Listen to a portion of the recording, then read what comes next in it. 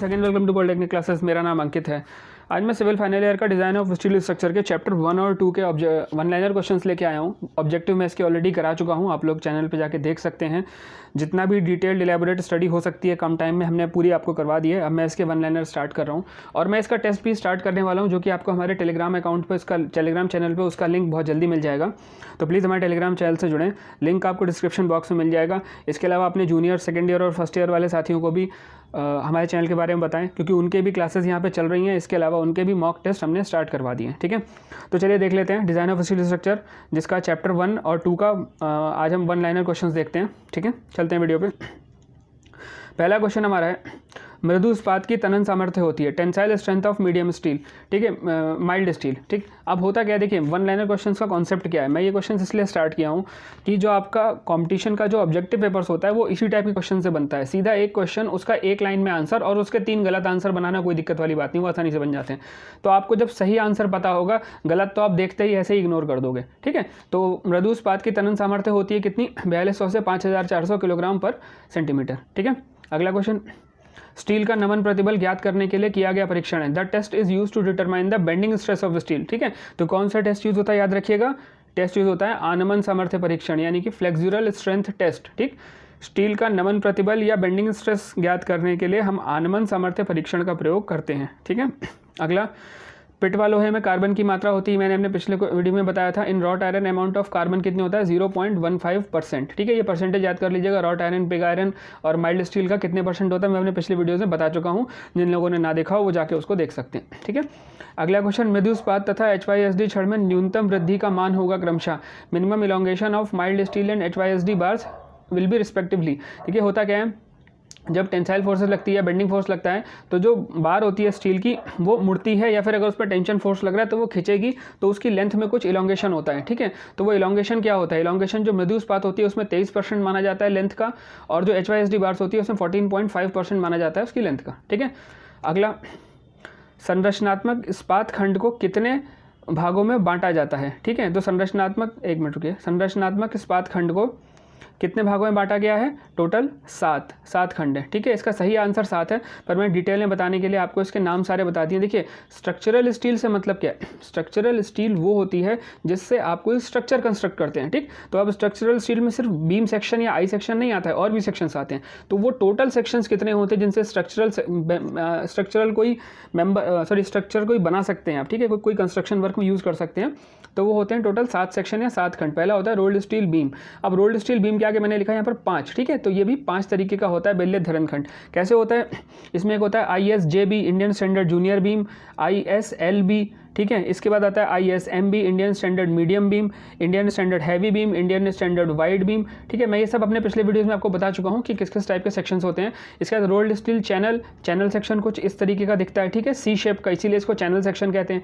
Channel section के अंदर कितने तरीके के होते हैं, चैनल सेक्शन होते हैं 4 तरीके के। ठीक है, पहला होता है ISJC, ISLC, ISMC, ISSC। यहाँ कुछ नहीं है, IS का मतलब होता है इंडियन स्टैंडर्ड। जो पहले IS लिखा है वो भारतीय मानक है, उसके पास जो एक वर्ड लिखा है JLMSWH, कुछ भी लिखा हो, उसका सीधा सा मतलब है उसके वेट से। अगर L है तो लाइट होगा, H है तो हैवी होगा, M है तो मीडियम होगा, J है तो जूनियर होगा। ठीक है, तो इस टाइप से इसका नेमिंग ऐसे की जाती है। ठीक है, अगला रोल्ड स्टील टी सेक्शन, ये भी होते हैं 5 तरीके के T section. ISNT Indian standard normal T bar, ISLT light T bar, ISJT junior T bar, ISWT wide flange T bar, ISST heavy flange T bar. तो इस तरीके के जो ये 5 टी सेक्शन है। फिर rolled steel angle section, tube section, steel bars और flat. तो ये सब मैं पिछले वीडियो में बता चुका हूँ, मैं अभी आपको बस एक ओवरव्यू दे रहा हूँ कि जो एंगल सेक्शन आप जानते हैं 3 तरीके का होता है, इक्वल एंगल, अनइक्वल एंगल और बल्ब सेक्शन।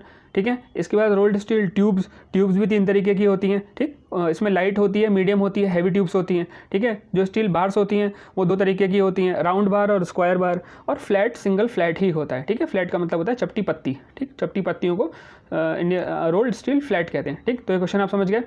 अगला क्वेश्चन देख लेते हैं।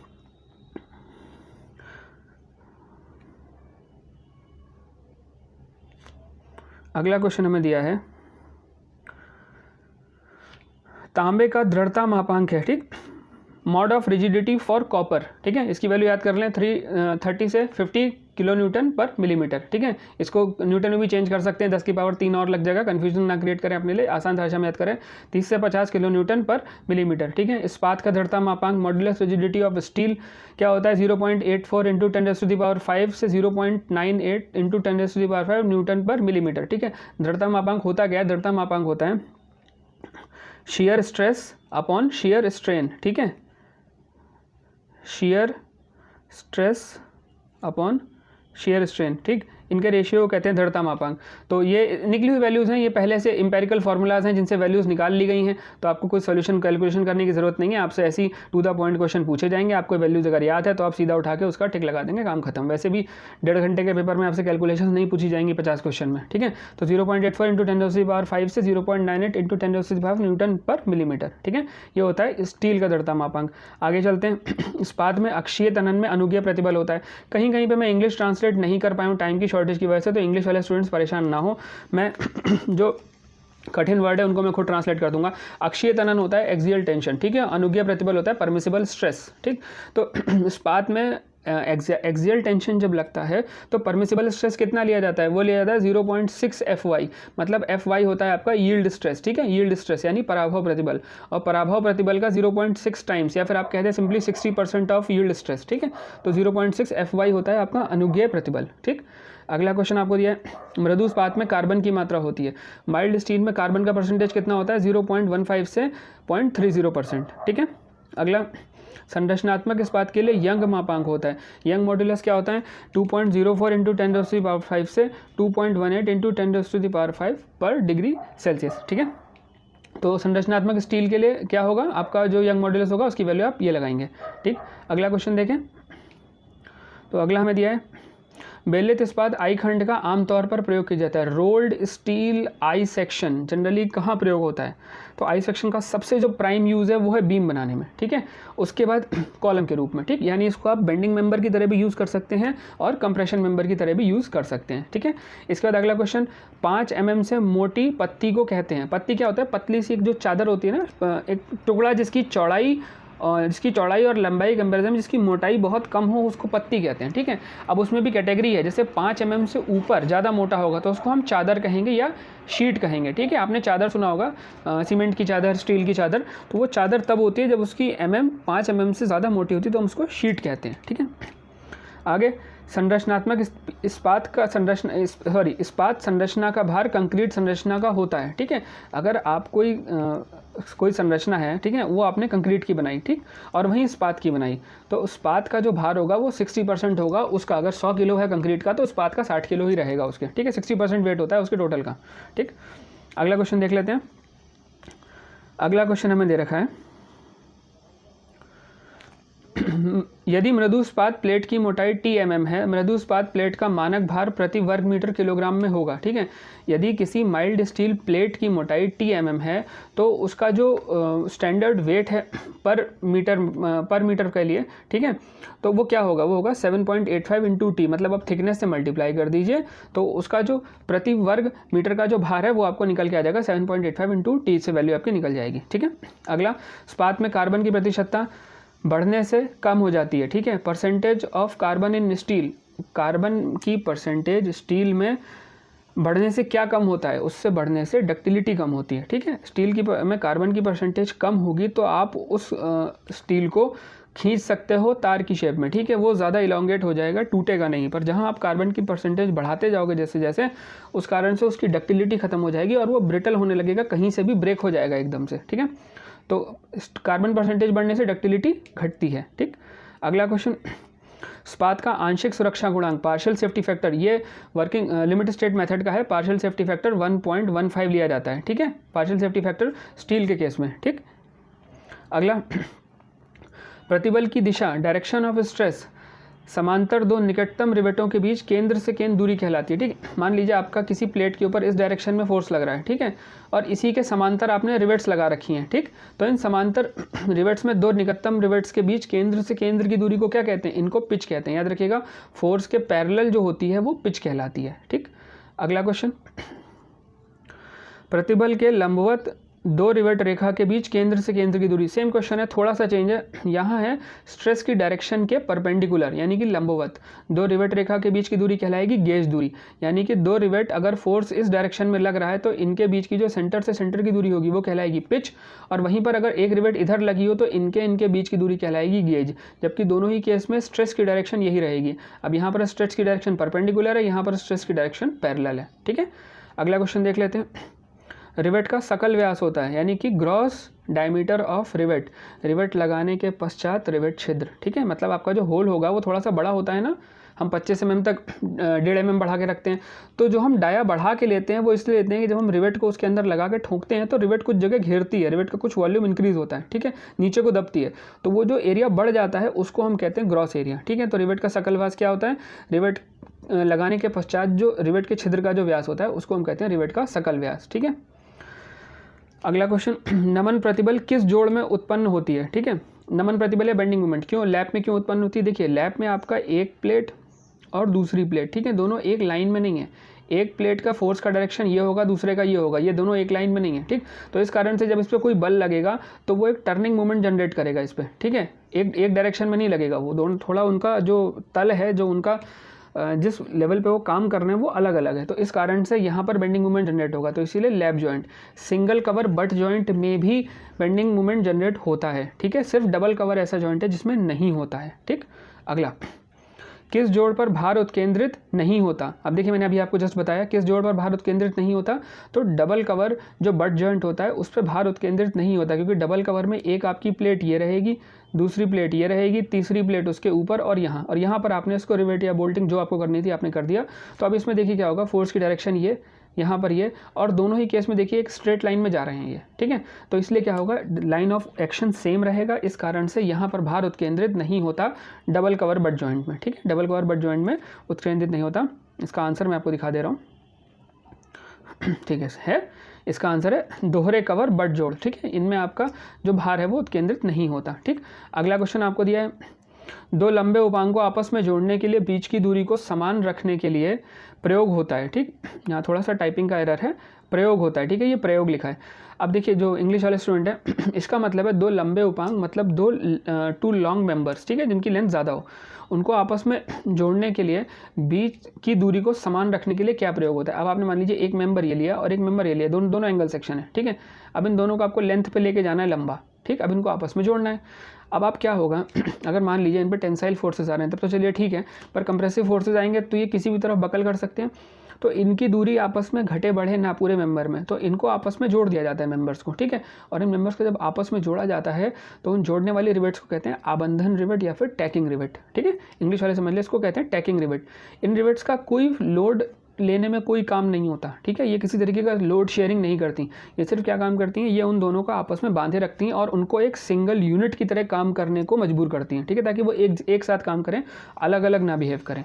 ठीक है, अगला, शक्ति चालित स्थल रिवेट के लिए अनुज्ञेय अक्षीय तनन प्रतिबल होता है। शक्ति चालित क्या होता है, पावर ड्रिवन। ठीक है, स्थल रिवेट मतलब जो फील्ड में होता है। ठीक है, स्थल रिवेट का अनुज्ञेय अक्षीय प्रतिबल मतलब जो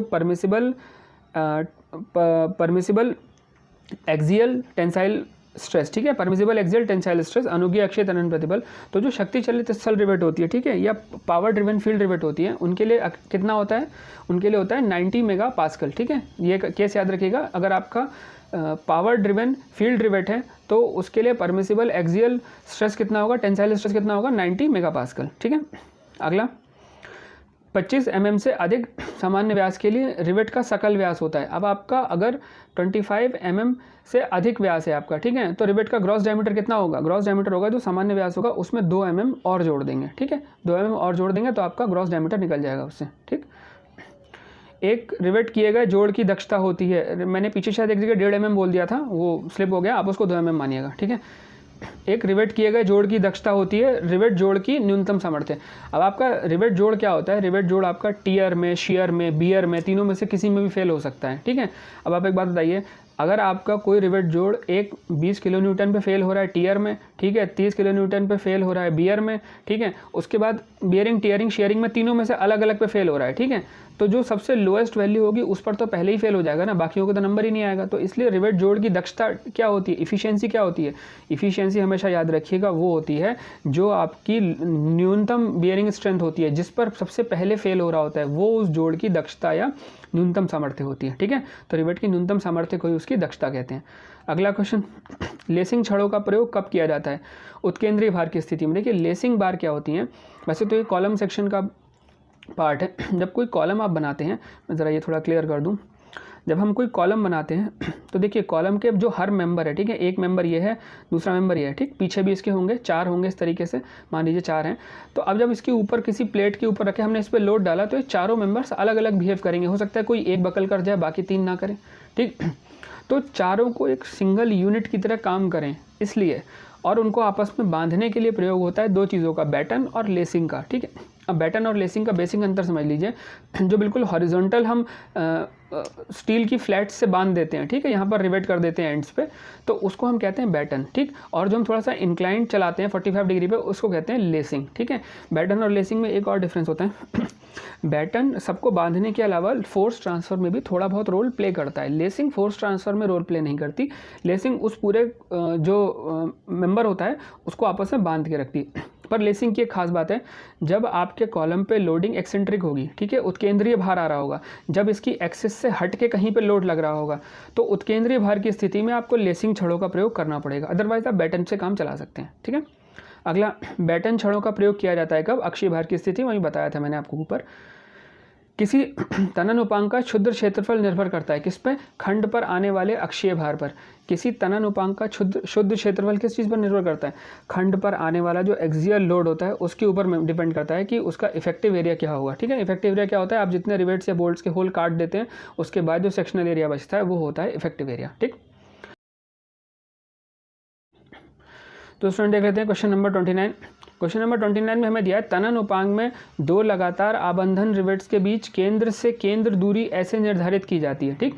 मैं आबंधन रिवेट्स पीछे बता चुका हूँ क्या होता है, टैकिंग रिवेट्स। तनन उपांग आप लोग जानते हैं, टेंशन मेंबर। अब आपके अगर 2 टेंशन मेंबर हैं और उनके बीच आपको टैकिंग रिवेट्स लगाना है, ठीक, तो इन टैकिंग रिवेट्स के बीच की दूरी कैसे निर्धारित करेंगे, ठीक है। तो इसका एक बहुत बेसिक सा थंब रूल है कि इन मेंबर्स का जो तनुता अनुपात होता है या जो स्लेंडरनेस रेशियो होता है, उस स्लेंडरनेस रेशियो का 40%, बस अधिक से अधिक इनके बीच की दूरी जो स्लेंडरनेस रेशियो होगा उन मेंबर्स का, उसके 40% से ज़्यादा इनका दूरी हम नहीं रखेंगे, ठीक है। तो ये टैकिंग रिवेट्स लगाने का तरीका है टेंशन मेंबर के केस में, ठीक। अगला देखिए, संपीड़न उपांग में 2 लगातार आबंधन रिवेट्स के बीच केंद्र से केंद्र दूरी ऐसे निर्धारित की जाती है ताकि, अब संपीड़न उपांग यानी कि कंप्रेशन मेंबर के बीच में अगर 2 आपने रिवेट टैकिंग रिवेट्स लगानी है, सेम ऊपर जैसा केस है, तो आप क्या करेंगे, तो आप जो संपीड़न उपांग का केस ध्यान रखिएगा उसमें आप उसको 60% लेंगे तनुता अनुपात का, ठीक है। वहाँ पर आप 40% ले रहे थे स्लेंडरनेस रेशियो का, यहाँ पर आप स्लेंडरनेस रेशियो का 60% लेंगे, ठीक है। तो इससे आपका जो आबंधन रिवेट्स हैं उसके बीच की दूरी निकल जाएगी, ठीक है। तो स्टूडेंट्स ये था फर्स्ट और सेकंड चैप्टर का। इसके अलावा मैं इसके ऑब्जेक्टिव पहले ही करा चुका हूँ, तो जिन स्टूडेंट्स ने नहीं देखा है वो एक बार उनको जाके देख सकते हैं, ज़रूर देखें, ठीक है। इसके अलावा आप कमेंट करें, हम कोशिश करते हैं अधिक से अधिक जवाब देने की। कमेंट्स बहुत ज़्यादा हो जाने के कारण कभी कभी जवाब नहीं दे पाते हैं।